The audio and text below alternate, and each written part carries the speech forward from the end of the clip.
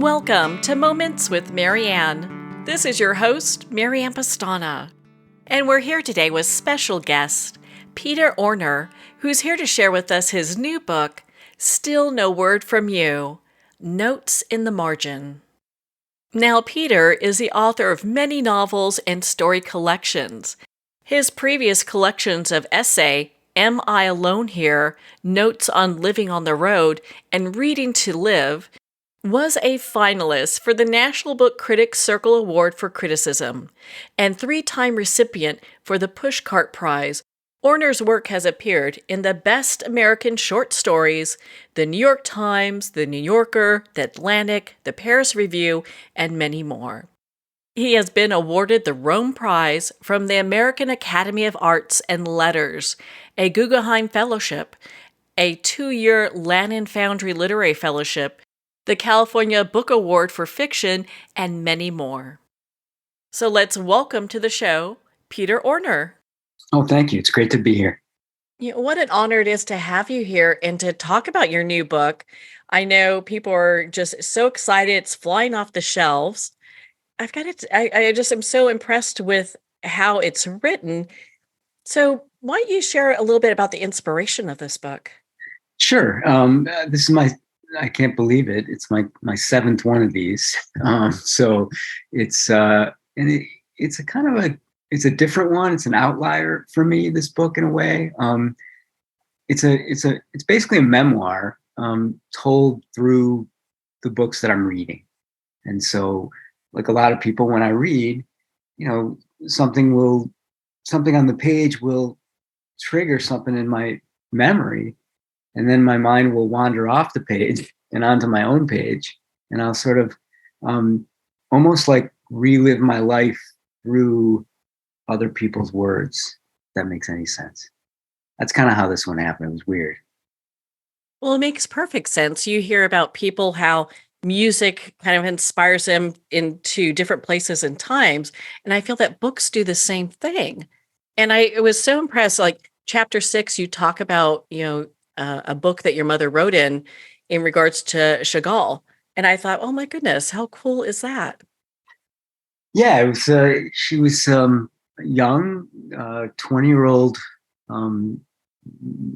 recently married, had moved from Chicago to from Massachusetts to Chicago, and she was reading a Lawrence Fairland Getty book of poetry, and he was writing about Chagall, and Chagall's mother says to Chagall, "Hey, stop writing about that cow." And then she's like, "Don't make that cow fly." And Chagall doesn't listen to her because people don't listen to their mothers, right?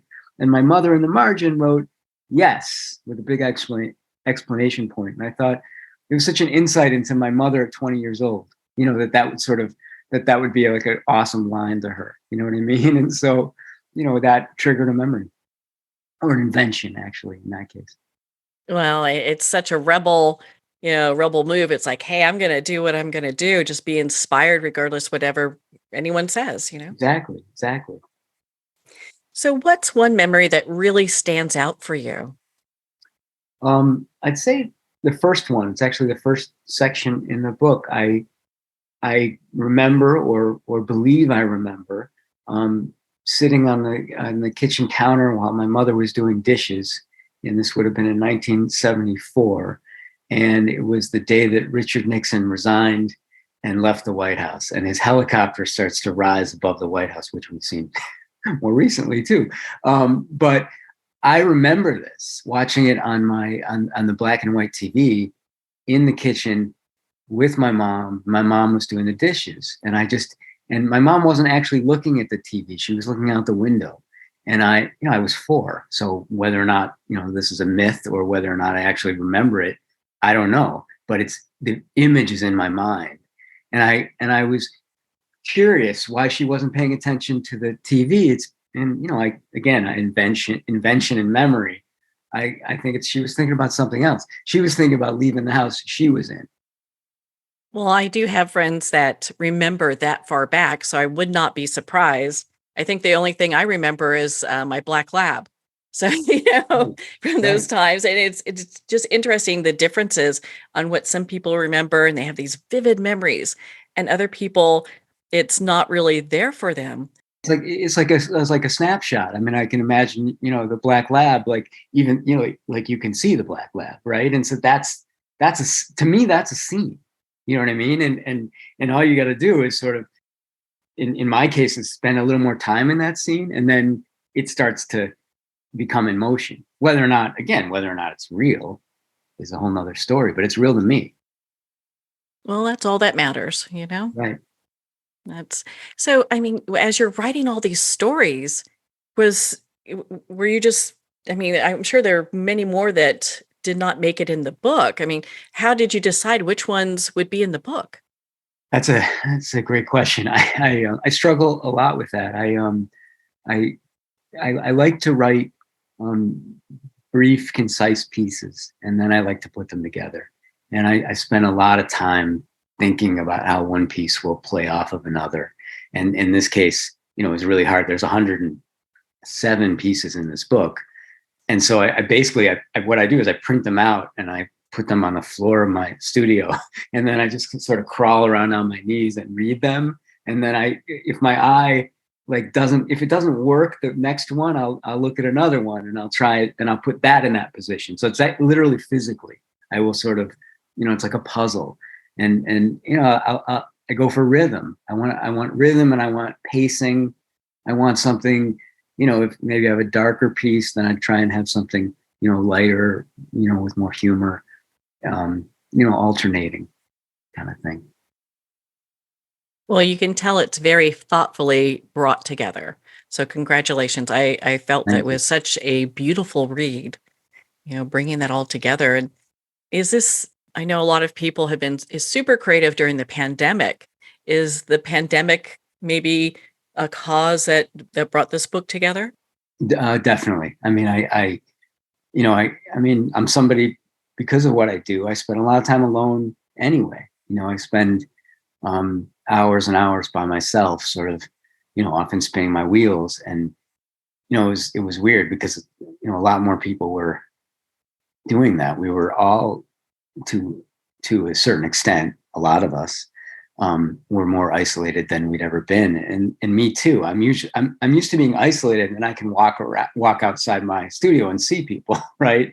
And at that time, I was the only one. Like, I was the only one around. We were on lockdown, and we weren't even supposed to move if you weren't an essential worker, but I can't work at home. So I would, sneak off to my studio, and I'd be the only one on the block, the only one in the building. Um, and it was a strange, silent experience. And I think that it allowed for me to create a, kind of a weird silent book, in the sense that the book is very much a response to silent reading. And that's how it kind of came to be. But I'm somebody who needs and thrives off of interactions, even though I spent a lot of time alone, and I didn't have those interactions, so I had to create them for myself. Well, it's amazing what your mind will do when you put it to Totally. writing and bringing all this together, because I was just, again, so impressed with how this book has come together. And it really does give like a view into a person's life, and has, I would think, other people questioning about, like, well, what do I remember from my life? Right. Right. I mean, I think we are sort of, our memories, right? They make a huge part of who we are. And, I'm like everybody else. I didn't ever stop and really think about them too much. I just kind of carry them around with me. In this case, I tried to, like, well, what do I remember? And I tried to, like, articulate it differently than I normally would if I was just telling a story to my family or something like that. I wanted to speak to a stranger, I guess. Why do you think these stories are so important? I mean, on the one hand, because a lot of this particular book is about the writers that I revere, um, I was sort of investigating that whole idea. There's so many in here, but I'll just name one as an Italian Jewish writer, Primo Levi, who survived the Holocaust. And he has a very beautiful memoir called The Periodic Table. It's a book I read often.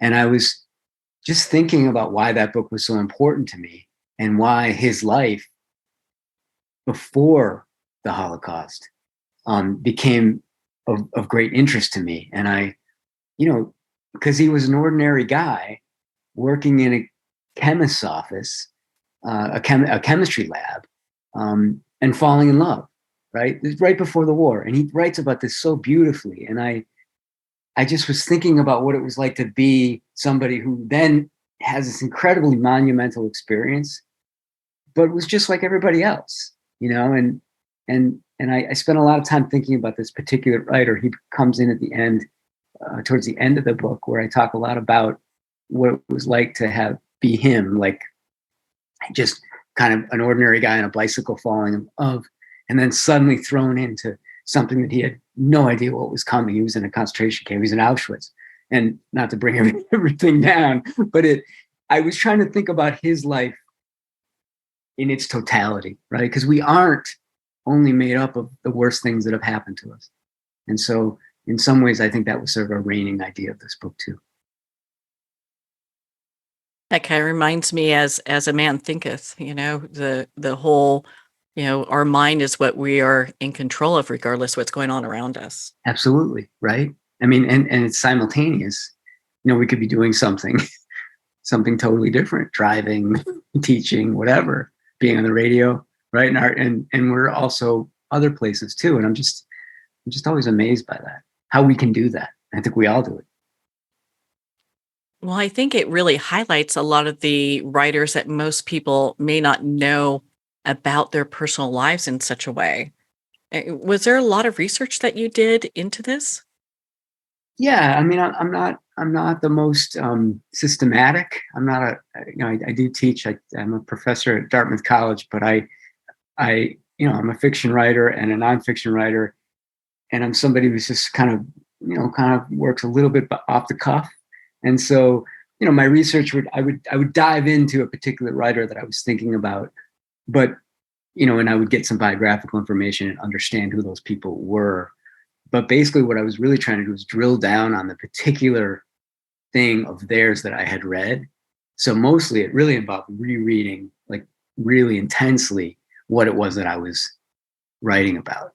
And so often I'd rereading a scene and just kind of just trying to stay there. Because I think one of the things that happens is, especially in Me Too and everybody, is like you overdo the research and you lose sight of why you started in the first place. Like that really intense moment that you wanted to investigate. So I did a lot more investigation of moments than I did research.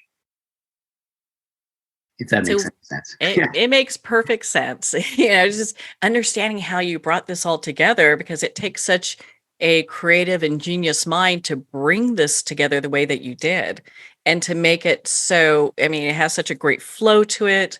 I think it's very easy for people to read. And I don't know about you, but yeah, I could pick one up, pick your book up and just kind of go to any page and read a chapter, and just kind of work as far as meditate on that or think about it throughout the day. And I found that to be just really impactful.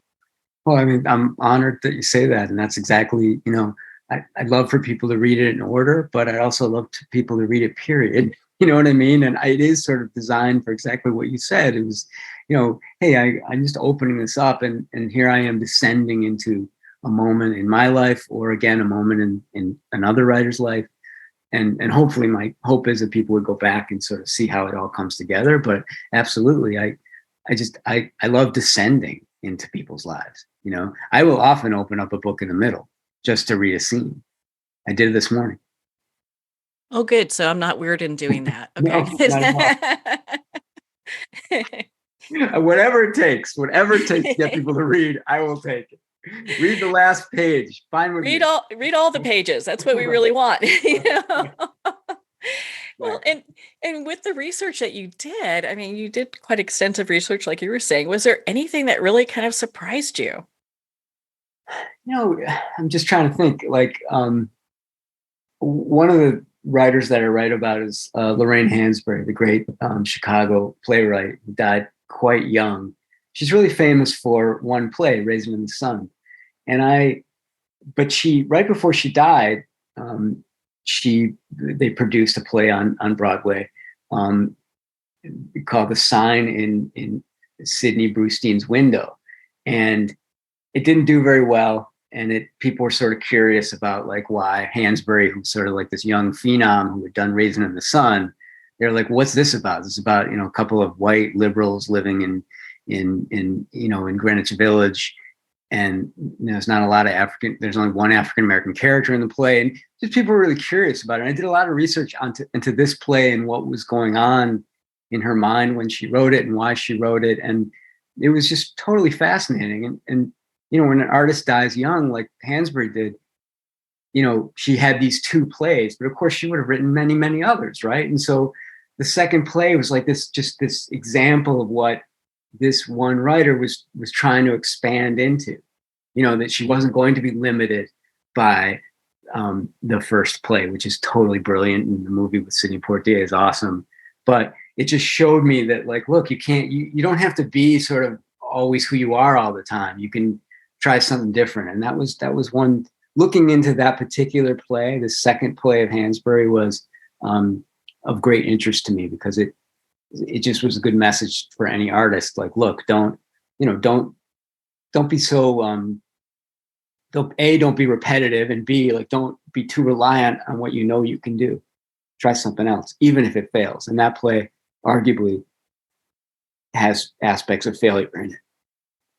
It's a little boring sometimes, but it's also really interesting. Excuse me. Well, I think we all learn such great lessons from failures. I think they're just markers in the road telling us to take another look. Absolutely. Absolutely. And that's what I was just thinking a lot about with this particular work. So, I mean, you went to so many different things. I mean, you went to the King Tut exhibition. Tell us a little bit about that.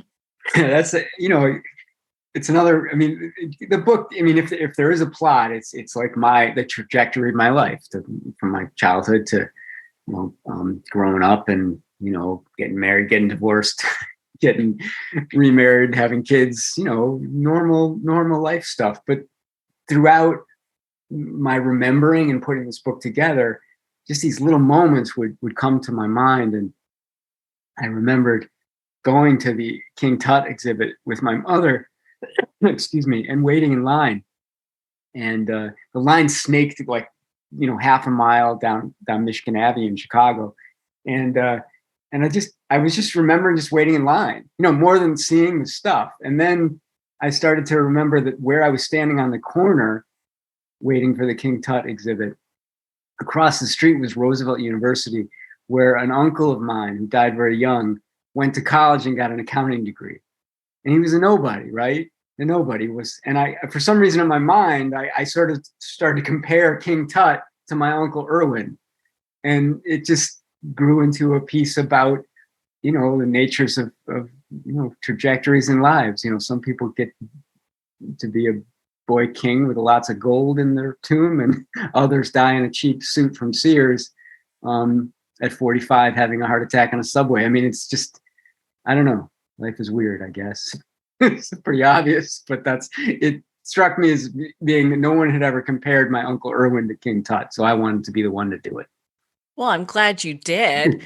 It just says how just remarkable your mind was at such a young age as well, to make those kind of comparisons and look at things in such a different way. Yeah, and if only we could go back to those times, right? And be that young person who picked up on stuff and didn't think, oh, that's too weird to explore, right? A kid would think that was totally normal. Well, thank goodness for kids. That's all I can say. Well, and you have your book set up. It's morning, mid-morning, noon, 3 p.m., dusk, night. So why is it set up that way? Like any writer, I struggle with structure. And as I was working on these, they started to just keep piling up. And one of the pieces is about a book that a poet named Bernadette Mayer. She wrote the book. It's about a 120-page book. She wrote it in a single day, and it's an accounting of everything she did that day, including waking up her kids, making breakfast, making lunch, making spaghetti, talking to her husband, taking out the garbage. It's and yet, like we already talked about, like her mind is also totally elsewhere, right? She's a poet, so she's remembering stuff, or she's, you know, creating stuff in, you know, as out of her own imagination, or it's totally it's a book that tracks someone's minds and actions over the course of one day.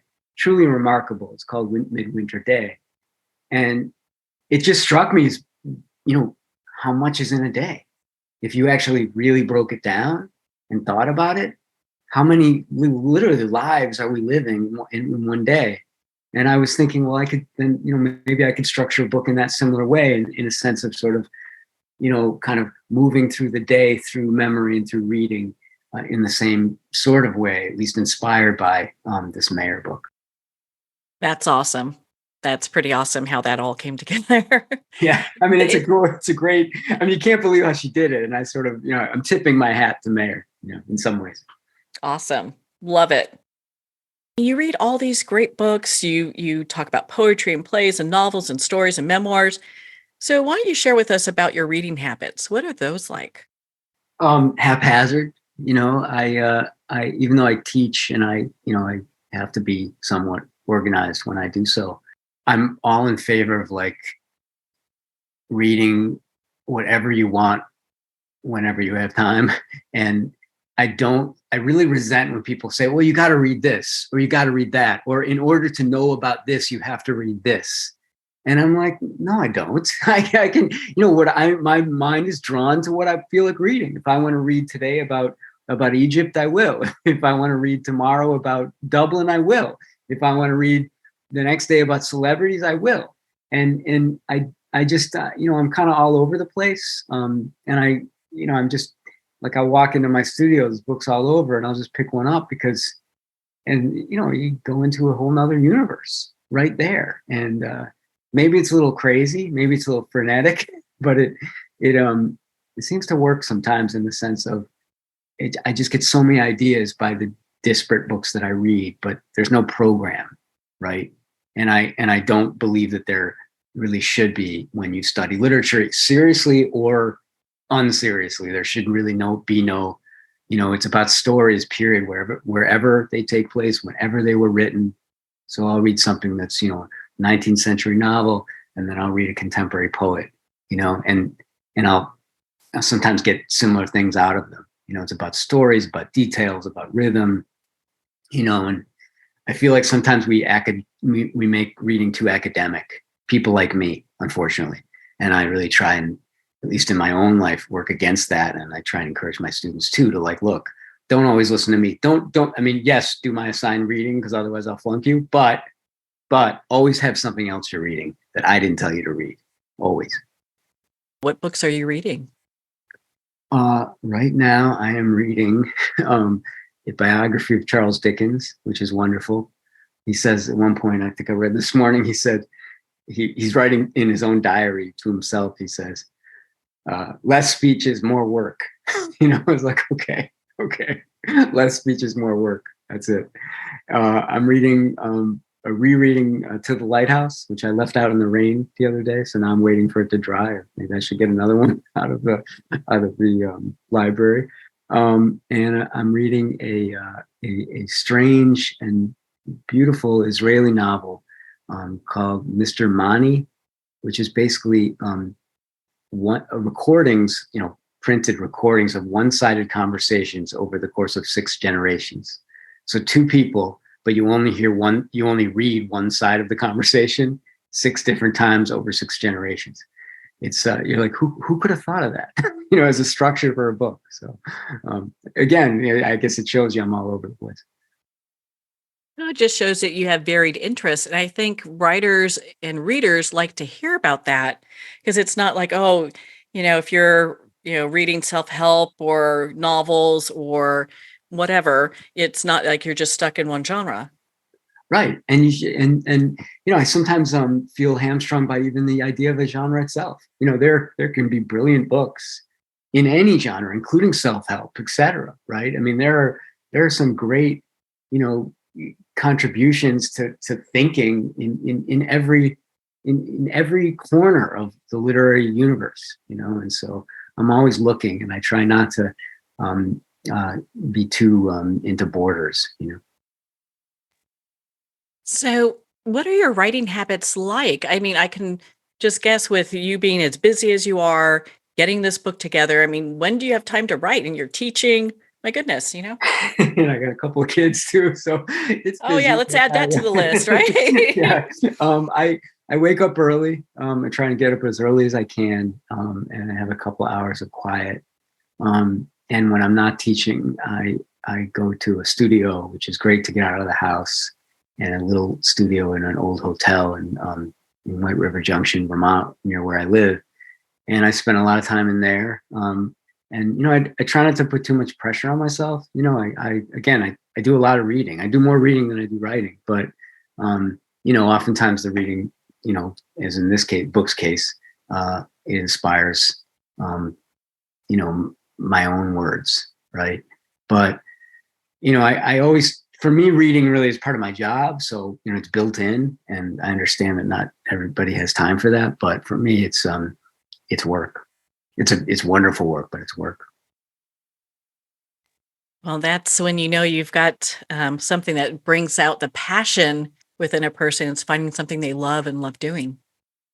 Yeah, I'm lucky in that sense. If I had a different job, I'm sure I'd be pretty unhappy. So I feel pretty blessed that I can, that I can do what I really, the only thing that I kind of was put here to do, I think.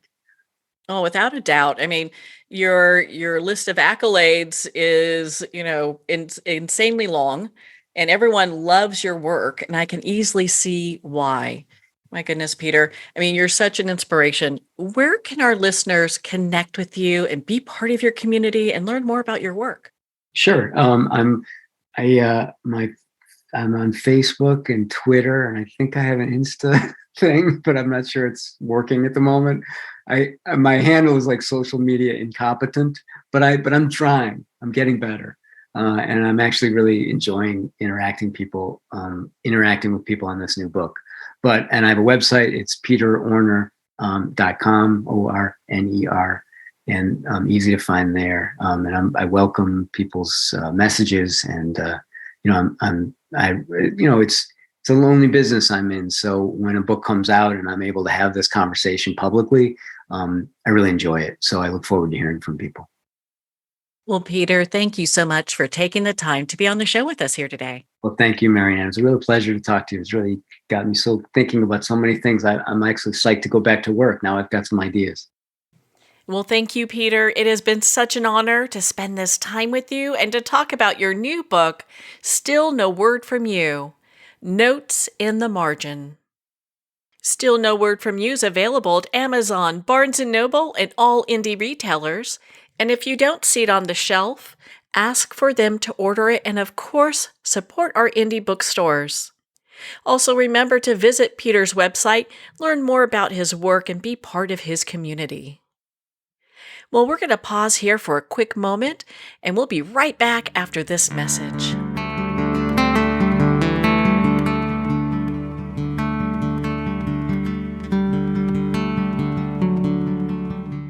I'd like to thank Jason Eastwood at Guitarfulness for sharing his inspiring music and talent with us. His music is known worldwide for cultivating atmospheres of harmony, inner peace, and clarity. Visit Jason's website at guitarfulness.com. Join his newsletter, be part of his community, and download his music.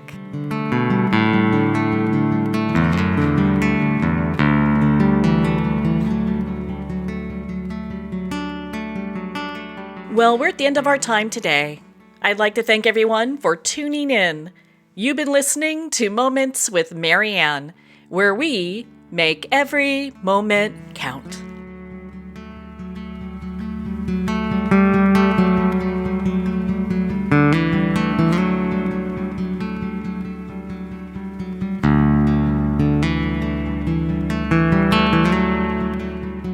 In a single moment, your life can change. Moments with Marianne is a transformative hour that covers an endless array of topics with the best of the best. Her guests are leaders in their fields, ranging from inspirational authors, top industry leaders, and business and spiritual entrepreneurs. Each guest is gifted and a true visionary, a recognized leader in her own work, and while teaching others to develop, refocus, and grow, Marianne will bring the best guest and sometimes a special surprise. Don't miss this. You never know just which moment will change your life forever.